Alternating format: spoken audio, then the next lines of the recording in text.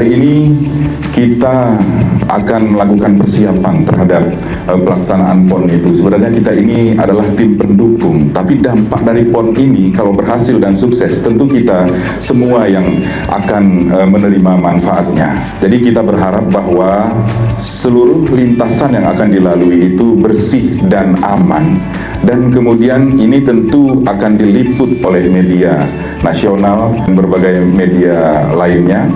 Dan ini kita harapkan bahwa ini mencerminkan Aceh Tengah yang baik, baik itu ramah tamahan dari penduduknya, kemudian kebersihan lingkungannya, dan keindahan alamnya.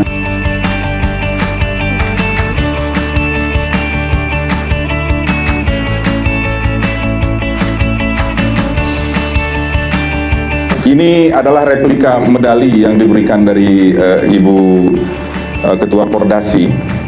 Ini ada 10 medali, jadi ini sebenarnya untuk motivasi dan penyemangat diberikan kepada peserta yang paling bersemangat ini.